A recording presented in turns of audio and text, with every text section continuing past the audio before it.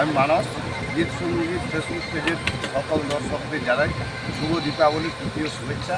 আজকে আমরা কমলপুরে পেয়ে গেছি বর্তমান যাত্রা জগতের সুপার গায়ক নায়ক সুপারস্টার সঞ্জুদাকে। Thank you. ঠিক আছে, আজকে আমরা এসেছি এখানে ওনার কাছ থেকে যাত্রা সম্বন্ধে কয়েকটা বিশেষ কথা জানতে চাই। হ্যাঁ, নিশ্চয়ই। বর্তমান যাত্রা জগতের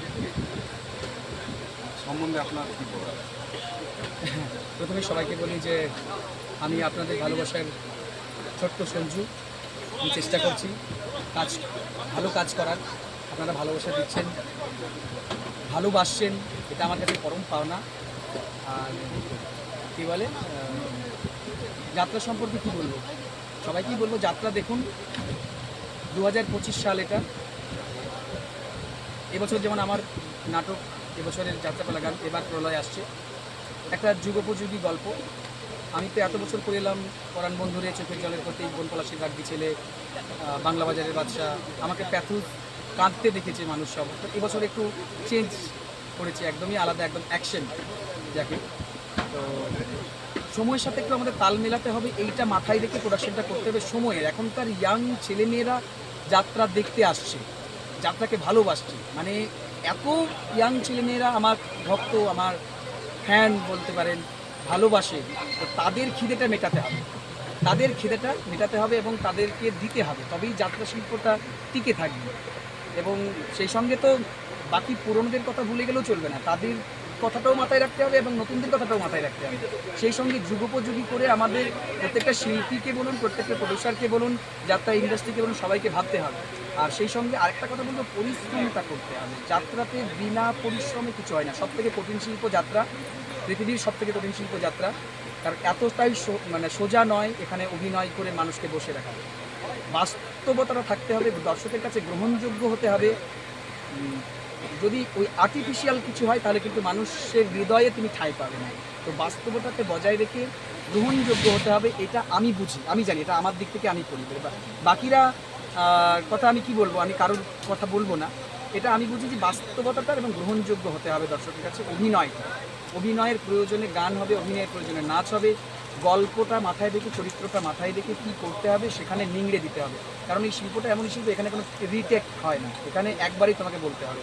তো আমাদের আজকে অনেক কটা গান করার সময় আমার একদম গানটা ধরবো তার আগেই পোকা ঢুকে গেছে, কিন্তু কষ্ট করে, মানে না কাশি চলে আসছে কিন্তু আমাকে বাধ্য হয়ে করতে হচ্ছে। তাহলে কতটা কঠিন, চোখে ঢুকে যাচ্ছে পোকা।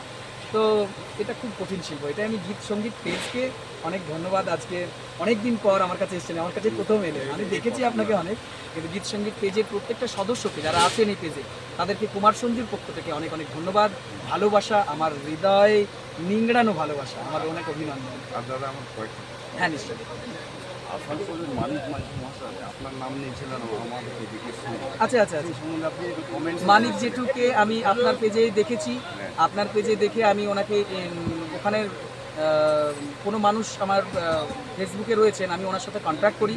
তারপরে মানিক মাঝি বাবুর নাম্বারটা আমি জোগাড় করে আমি ওনাকে ফোন করে আমার শ্রদ্ধা ভালোবাসা জানিয়েছি যে উনি আমাকে পছন্দ করেছেন, আমাকে ভালোবাসা দিয়েছেন এবং আমার অভিনয়টা ওনার ভালো লেগেছে। তাই আমি ওনার সাথে কথা বলেছি। আবারও মানিক জেঠুকে আমার তরফ থেকে অনেক অনেক ধন্যবাদ, প্রণাম, ভালোবাসা দিলাম। আপনি যাত্রাকে ভালোবাসুন, আমি চেষ্টা করবো ভালো পালা উপহার দেওয়ার। আর বলছি বাংলার বাংলার নাট্য সংস্কৃতি অনেক দিনের পুরোনো একটা সংস্কৃতি, এই সম্বন্ধে এখন বর্তমান প্রজন্মের যাত্রা সম্পর্কে যাত্রা সম্বন্ধে আমি বলে দিলাম, এখনকার যাত্রা মানে যুগোপযোগী হতে হবে। ভালোবেসে, যাত্রাকে ভালোবেসে পরিশ্রম করে যুগোপযোগী হতে হবে, মানুষের ভালো লাগাতে হবে, পুরোনোদেরও ভালো লাগাতে হবে, নতুনদেরও ভালো লাগাতে হবে। এটা মাথায় রেখে যাত্রা করতে হবে, অভিনয়টা করতে হবে। আজ পর্যন্ত আপনার কটা স্টেজ? এটা আমার এবার প্রলয় আসছে আজকে 22তম রকম। আপনি কতদিন আগে যাত্রা দেখেন? আমি এসেছি অনেক বছর হলো, 2007 সালে।